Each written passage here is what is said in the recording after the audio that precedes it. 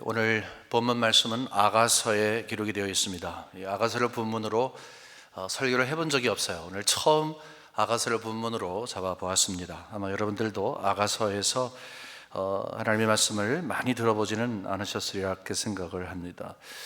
그 이유가 있어요. 왜 그런가 하면 처음부터 끝까지 잘 이해가 되지 않는 부분이 있습니다. 근데 그것은 어떻게 이 성경에 이런 것이 기록되어 있지라고 하는 질문을 갖게 되는 거예요. 심오하거나 어려워서가 아니라 어떻게 이런 내용이 기록되어 있지라는 생각을 갖게 되는 거예요.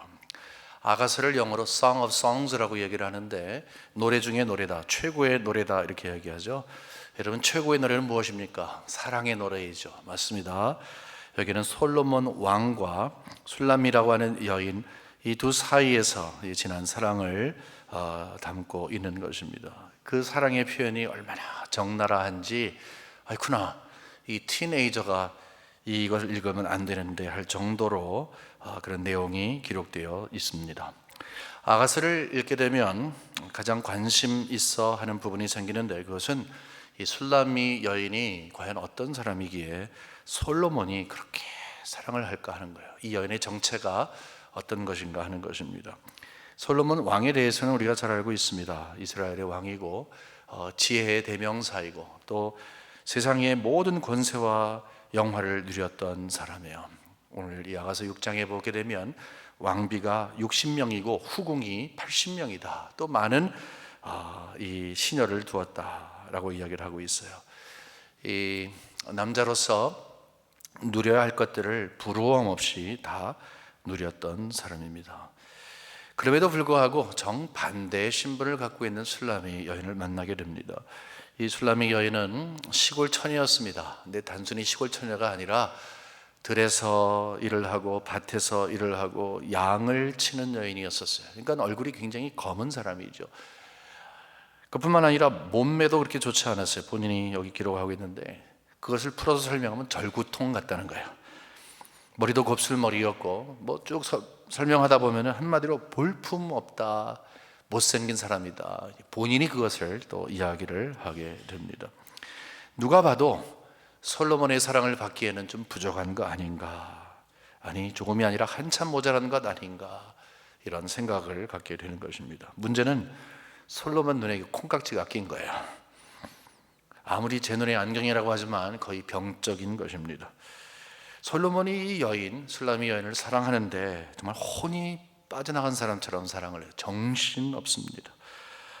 자, 너무너무 좋아서 어쩔 줄 모르고 정말로 안타까워하며 또 사랑을 표현하는 모든 것들, 또 함께 만났을 때 나누는 그 사랑이 얼마나 진하고 아름다운지, 여러분은 이런 질문을 가지셔야 합니다.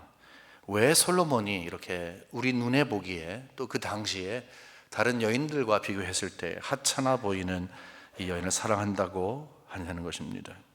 그에 대한 답은 정확합니다. 그냥 사랑하는 거예요. 사랑은 법칙이 없습니다. 원리가 없습니다. 그냥 상대를 보고 좋아하고 사랑하는 거예요. 그 이상 이하가 무엇이 있겠습니까? 사랑을 하면 눈이 멀게 되어 있는 것입니다. 다른 사람들이 아무리 뜯어말려도, 다른 사람들이 아무리 평가해도 한번 필이 딱 꽂히게 되면 그냥 마음속에 불이 타는 거예요. 어느 것도 그 사랑의 불을 끌 것이 없는 것입니다. 솔로몬은 술람이 여인은 그렇게 사랑한 것입니다. 자, 그렇다면 이렇게 원색적인 내용이 들어가 있는데 두 사람 사이의 사랑 이야기를 왜 성경에 기록했는가 하는 질문을 우리는 또한 갖습니다. 예, 맞습니다. 이것은 두 사람의 사랑의, 진한 사랑의 표현을 담고 있습니다. 하지만 동시에 이 내용은 예수 그리스도께서 주의 교회와 그리고 성도님들을 어떻게 얼마나 사랑하는지를 잘 표현하고 있는 것입니다. 여기 솔로몬 왕은 바로 우리 예수 그리스도이시고 술람이 여인은 바로 여러분과 저인 것입니다. 예수님 우리를 사랑하신다는 것 우리는 잘 알고 있습니다. 근데 여러분, 예수님이 사랑하시는 대상 되시는 여러분과 저는 어떤 사람들입니까? 우리는 어떤 사람들입니까?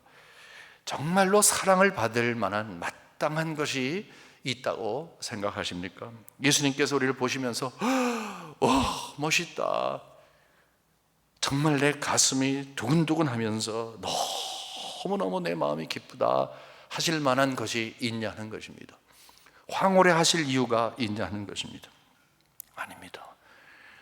사실은 우리는 술람이 여인 같은 존재들입니다. 우리는 술람이 여인을 통해서 우리의 모습을 봐야 하는 것입니다. 사랑받을 만한 것이 아무것도 없어요. 솔로몬이 누구인데 술람이 여인이 정말 사랑받을 것이 아무것도 없어요. 우리 주님이 누구인데 그분이 어떤 분이신데 우리가 사랑받는 것이 당연하다 말하겠습니까? 우리는 우리 자신들을 잘 알고 있어요. 근데 잘 모르고 지냈다가 성령께서 가르쳐 주세요. 우리의 속 안은 죄와 더러운 오물로 가득 채워진 자들이야. 예수 그리스도께서는 우리의 겉사람만 보는 것이 아니라 어떤 바깥으로 보이는 행동만이 아니라 우리 속 안을 보시기 때문에 사실 더 두려운 거예요. 이 안에 추잡하고 더러운 것을 다 아시기 때문에 그가 나를 보실 때는 아무것도 예쁘고 미쁘고 귀중한 것이 사실 하나도 없다. 술람이 여인은 어떻게 해서 그래도 사랑받을 만한 자격을 갖췄는지 모르지만 나는 예수님의 사랑을 받을 만한 자격이 없다라는 이 답을 갖는 것이 옳은 것입니다. 왜냐하면 그렇기 때문입니다. 그런데 예수님이 그런 사람을 사랑하시는 거예요. 이해가 안 되지만 술람이 여인을 사랑하는 것처럼 예수님이 이해가 안 되지만 우리를 사랑하시는 거예요. 그래서 이런 찬송이 있어요. 복음송인데 왜 날 사랑하나 왜 날 사랑하나 Why does he love me so? 왜 그렇게 나를 사랑하시는가? 질문을 갖는 거예요. 아니 나 같은 사람을 주님 왜 사랑하십니까? 답은 하나요. 그냥 사랑하시니까 하는 거예요. 어떻게 솔로몬이 술람의 여인을 사랑하지? 사랑하니까 하는 거예요. 마찬가지죠. 예수님도 그냥 우리를 사랑하시는 거예요. 조건이 없는 거예요. 이유가 없는 거예요. 이해가 되지 않지만 사랑하시는 거예요. 사랑하시는데 누가 그것을 이야기하겠습니까? 우리를 향한 사랑이 술람이 여인을 향해서 어쩔 줄 모르는 그러한 마음처럼 가슴 속에 그 불이 펄펄 타고 있는 거예요. 사랑이 얼마나 큰지 우리가 잘 아는 것처럼 로마서 5장 8절에 보면 우리가 아직 죄인 되었을 때, 죄인 되었다는 것은요 아무리 봐도 그 어느 것도 사랑받을 만한 것이 없을 바로 그때에 그리스도께서 우리를 위해서 죽으심으로 하나님께서 우리에 대한 자기의 사랑을 확증하셨다 얘기를 해요. 우리가 잘 아는 말씀 아니겠습니까? 생명을 내어주시는 거예요. 여러분 생명처럼 귀한 게 어디 있어요? 생명 내어주면 다 내어주는 것입니다. 누가 와서 강도가 와서 이거 내놔 그러면 다 가져가세요 그러나 생명만은 아닙니다. 근데 얼마나 사랑하시는지 생명까지 내어주시는 그 사랑, 생명 내어주는 것은 최고의 사랑을 이야기하는 거예요. 술람이 여인처럼 그 누가 봐도 예수님 만날 자격이나 그 사랑을 받을 만한 어떤 이유를 갖추지 못한 사람들인데 예수님께서 보시기에는 허물이 있으니까, 부족하니까, 만일에 이 오물단지를 가지고 그냥 살다 보면 최종 종착역은 저 지옥에 떨어질 것이니까 예수님께서 사랑하는 마음을 가지고 오셔서 우리를 새롭게 하신 거예요. 이유는 그냥 사랑하시는 것, 그것을 조건 없는 사랑이라, unconditional love라 이야기를 하는 것입니다. 술람이 여인은 왜 나 같은 사람을 사랑하세요? 이상하잖아요. 솔로몬 왕이 누군데 왜 나를 사랑하세요? 그래서 처음에는 마음을 많이 열지 않지만, 거부도 하지만 사랑을 깨닫게 되면서 적극적으로 함께 사랑을 나누게 됩니다. 술람이 여인은 이렇게 운명이 바뀌었습니다. 비천한 곳에서 존귀하게 됐습니다. 우리도 마찬가지예요. 우리도 나 같은 사람을 어떻게 사랑하시는가 질문하지만 거기에 대한 답을 갖는 거예요. 그냥 사랑해 주시는구나.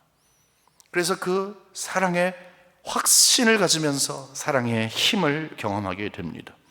사랑의 힘은 이렇게 귀결이 되는 거예요.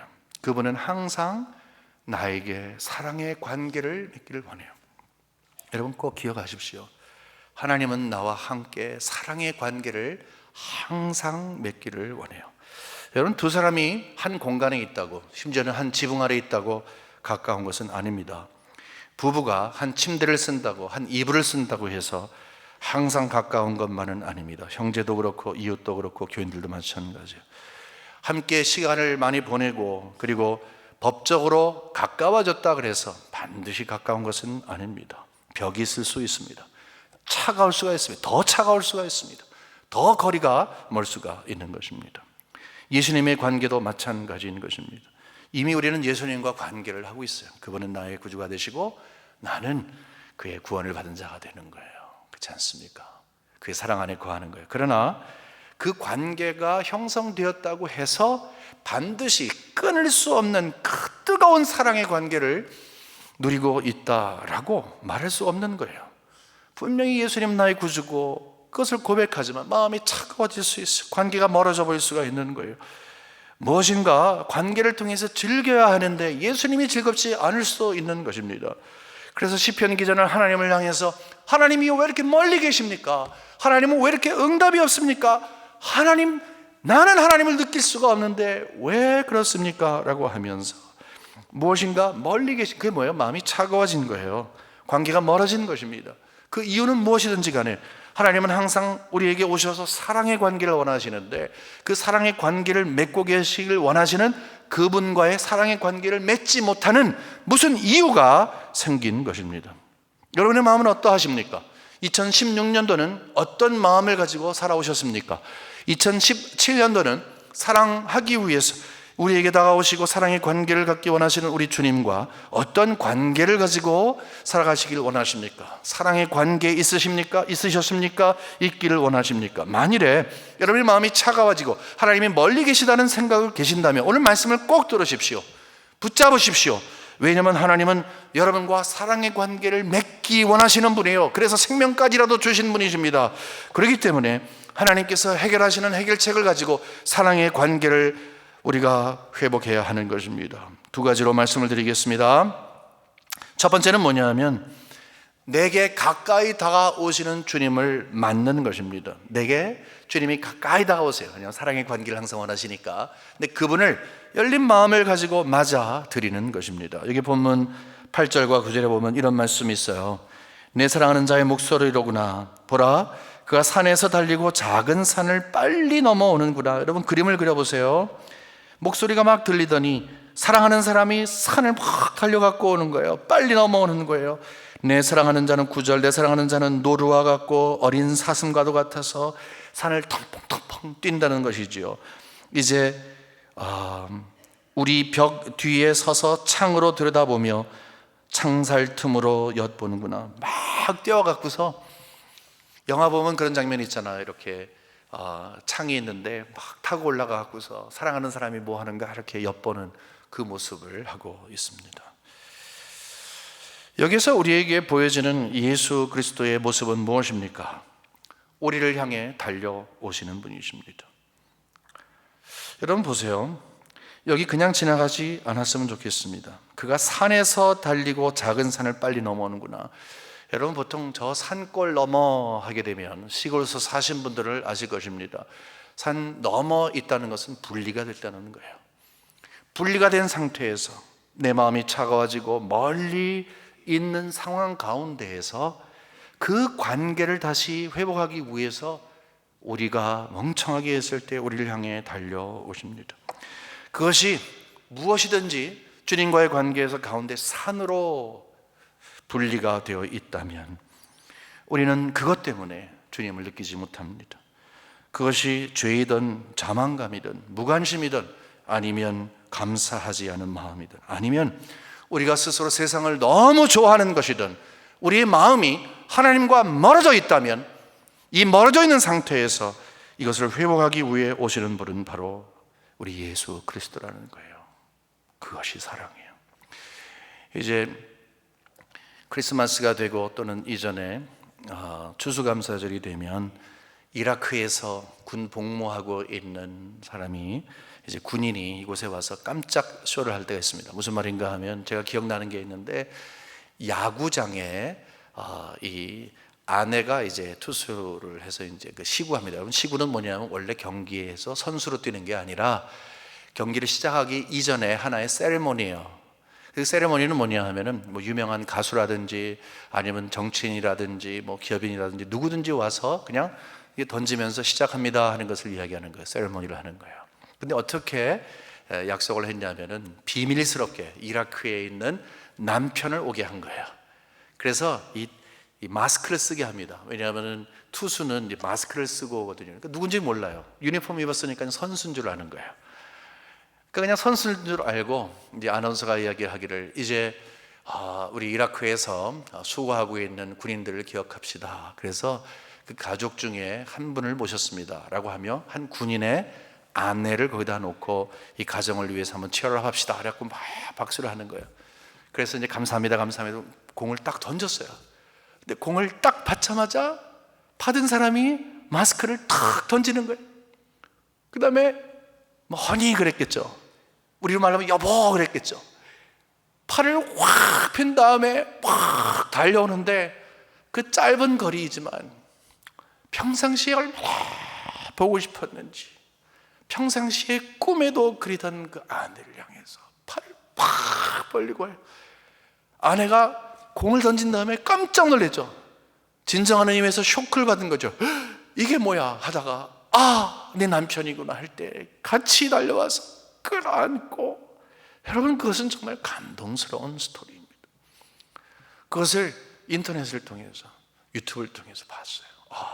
정말 감동스러운 것입니다.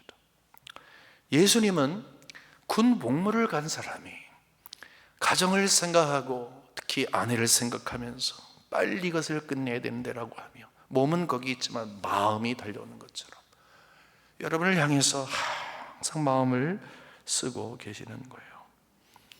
그래서 달려오시는 거예요.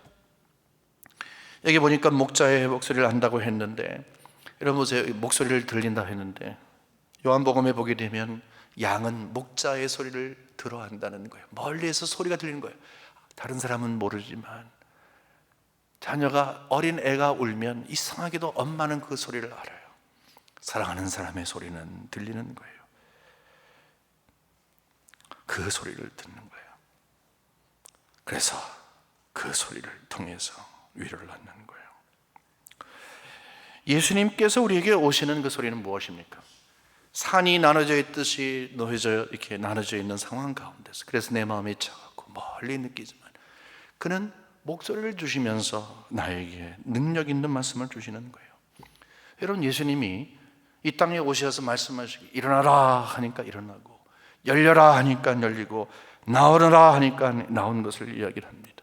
그 목소리는 사랑의 소리일 뿐만이 아니라 능력의 목소리예요. 그가 말씀을 통해서 우리에게 주시는 거예요. 다시 말해서 하나님이 우리를 사랑하시기 때문에 그것이 어떤 것이든, 혼자 묵상하시던 말씀을 들을 때이든 어떤 순간에 그 목소리를 듣게 되어서 하나님의 말씀을 통해서 이것이구나.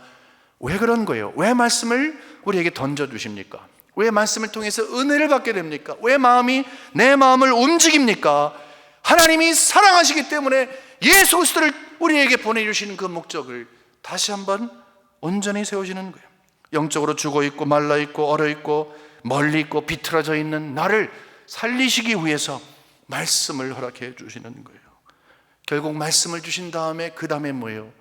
좌정하시사 그 사랑의 관계를 회복하기 원하시는 것입니다. 마치 이렇게 삐끔하며 창밖에서 추운 겨울에도 사랑하는 사람의 동태를 살피듯이 항상 마음속에 떠나지 아니하는 그분의 마음속에는 우리의 영혼을 재생시키시고 확신을 주시고 생명을 주시고자 하는 마음이 있는 것입니다. 우리의 신앙생활 가운데서도 혹시나 주님이 멀리 계신 것 같고 내 마음이 차가워졌다면 항상 나를 향해서 영적인 회복을 위해서 말씀을 허락하시고 함께 하시고 관심 있어 하시고 달려오시는 그분 가까이에서 모시는 여러분과 제가 되기를 주님의 이름으로 간절히 축원합니다. 그뿐만이 아니라 두 번째 것은요, 사랑의 손을 내미실 때에 그 손을 붙잡는 거예요.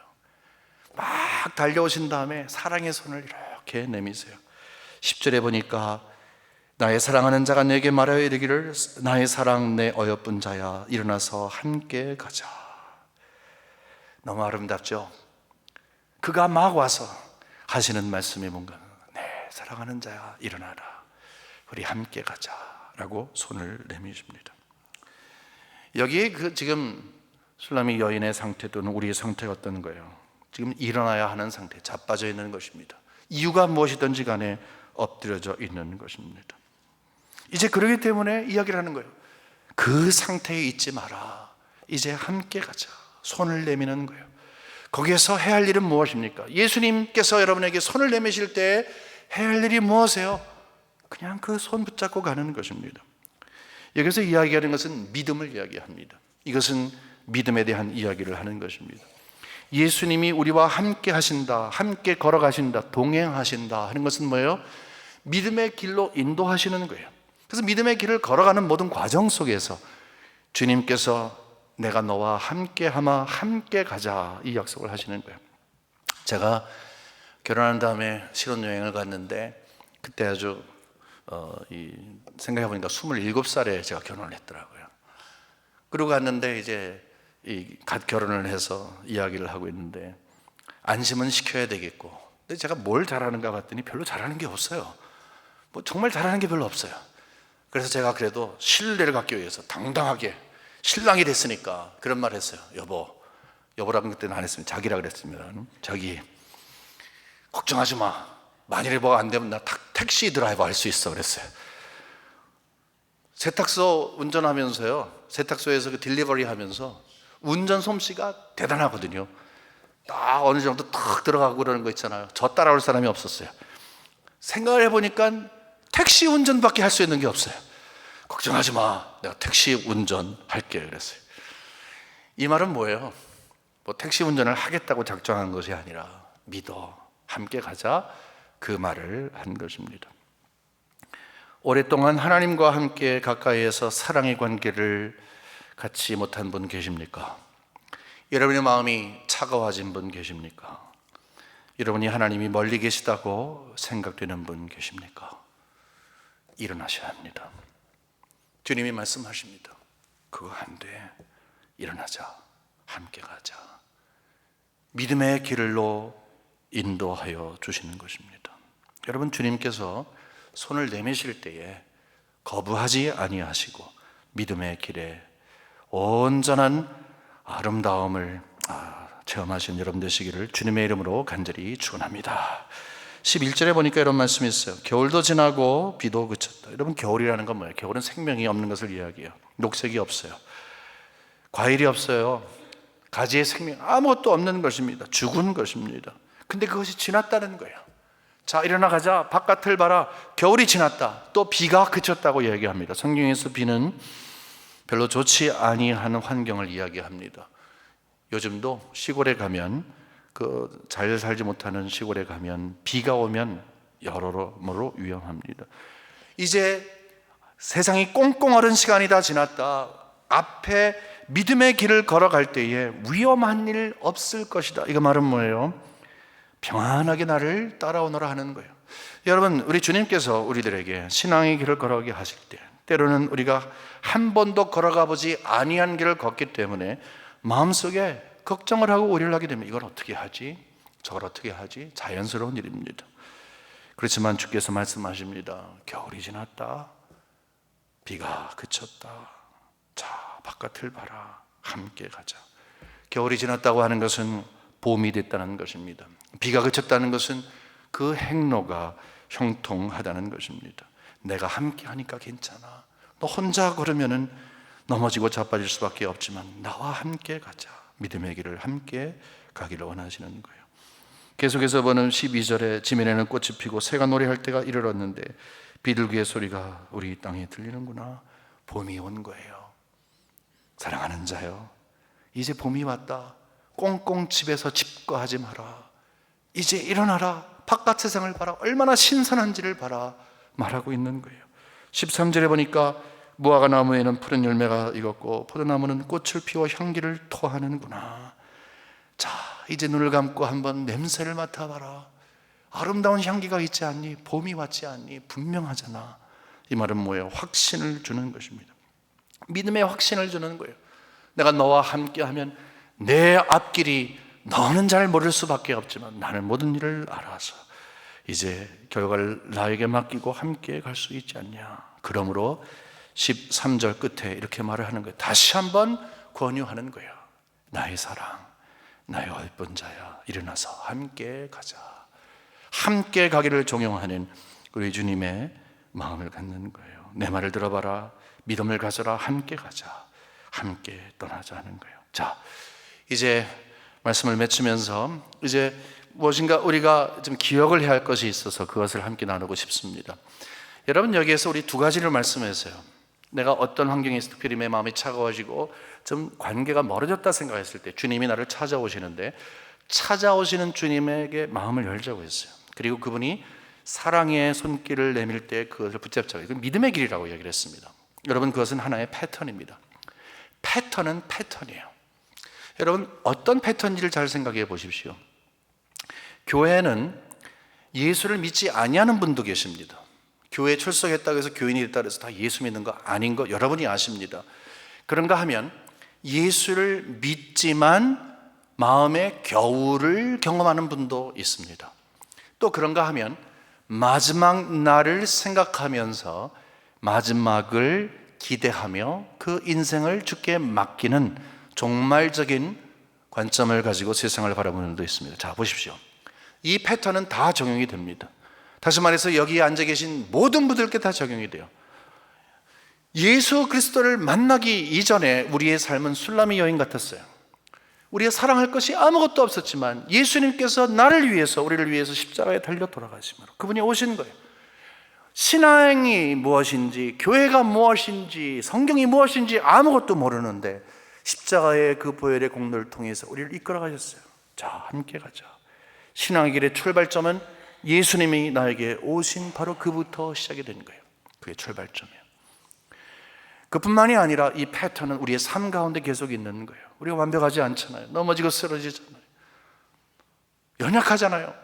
그럴 때마다 주님께서 오시는 거예요. 오시어서, 다가오시어서 손을 내미시는 거예요. 그렇게 했으면 안 되지. 함께 가자. 우리 신앙의 길이 이미 들어섰지만 관계로서만이 아니라 생명력을 가지고 신앙의 길을 한 발짝 한 발짝 걸어가도록 인도하시는 분이, 다가오시는 분이세요. 손을 내미시는 우리 주님이세요. 맨 마지막에 이 세상의 것 다 없어지잖아요. 여러분, 이 세상의 것은 마치 겨울이 지날 때 온전한 생명이 없음이 없어진, 그러나 영원한 그 나라는 봄의 생명력이 있는 것처럼 이 세상의 모든 것이 다 없어져도 예수님께서 예수님을 믿는 모든 자들을 위해서 다시 오십니다. 재림하십니다. 그분께서 우리들에게 손을 펴시는 거예요. 이제는 가자. 이 겨울과 같은 세상, 어려운 세상 너희들 수고 많았지? 라고 하며 영원한 세계로 우리를 인도하시는 거예요. 함께 가자. 이 패턴은 우리 신앙생활 하면서 반드시 마음속에 기억이 되어야 할 것입니다.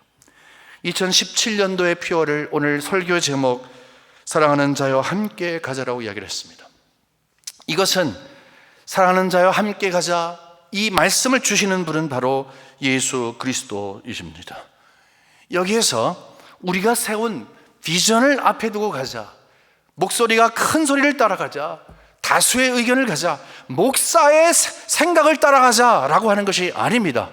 우리가 함께 이야기할 것은 무엇입니까? 우리 모두는 다 양떼에 속한 사람들이에요. 예수 그리스도는 우리의 목자가 되십니다. 목자께서 말씀을 하십니다. 만일에 예수 그리스도를 경험한 분이 없으시다면 예수의 음성을 들으셔야 하는 거예요. 세상에 속해 있지만 교회에 출석하는 너희들아, 이것으로 다 되는 것이 아니라 나에게 와라, 내가 너에게 손을 펴마 라고 하면서 목자 되신 그분의 영적인 대열 안으로 들어가야 되는 것입니다. 만일에 우리 가운데서 정말로 쓰러지고 넘어지어서 마음속에 상처가 있고 차가워지고 주님이 멀리 계셨다고 생각을 하면 누구를 블레임하겠습니까? 그 책임을 누구에게 지겠습니까? 여러분이 지셔야 하는 것입니다. 여러분에게 다가오셔서 말씀을 허락하시고, 여러분에게 다가오셔서 생명력을 허락하시고, 빨리 다가오셔서 그 사랑의 속삭임을 주시는데 빨리 마음을 여셔야 하는 것입니다. 일어나야 하는 것입니다. 목자신 주님을 함께 따라가야 하는 것입니다. 언제까지 가는 것입니까? 주님이 재림하실 때까지 가는 거예요. 그래서 우리 모두는 다 주님의 음성을 듣는 것입니다. 사랑하는 자여 함께 가자.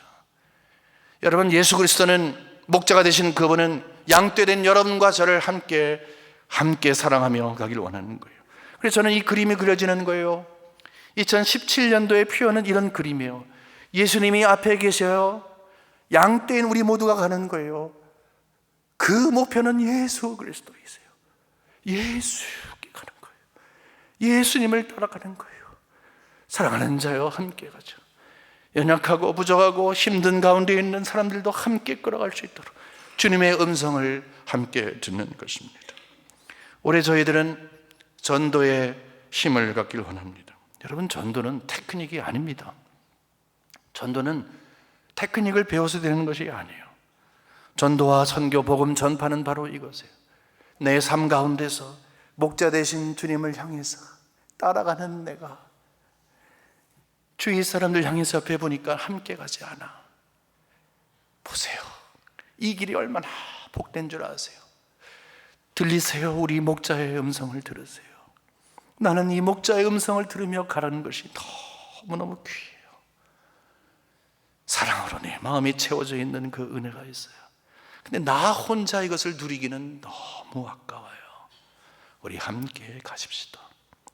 선도와 전교는 이렇게 테크닉을 하는 것이 아니라 내 삶 가운데서 언행심사와 삶의 열매가 속 중심이 내 영혼이 그리스도께 묶임 바 되어서 그를 따라가는 모습, 그것이 가장 파워풀한 도구인 것입니다. 그래서 우리 한 해 동안에 사랑하는 자 함께 가자.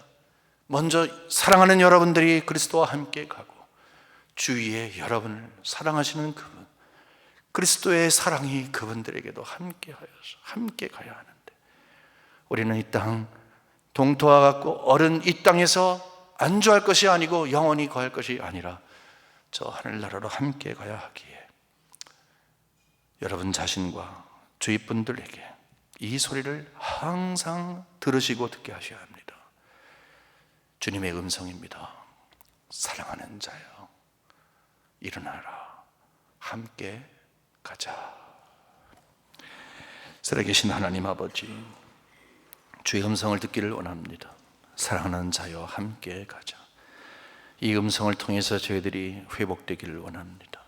한 사람도 나고자 없게 하시고 반드시 이 음성을 들어야 할 사랑하는 우리 형제들과 자매들에게, 특별히 우리 이웃들에게 먼저 우리의 삶을 통해서 넘치는 그 사랑과 은혜가 보여지는 은혜가 저희들에게 있게 하여 주옵소서. 주님 따라가는 우리의 삶이 기쁘게 하여 주옵소서. 예수님의 이름으로 기도합니다. 아멘. 모두 일어나시겠습니다.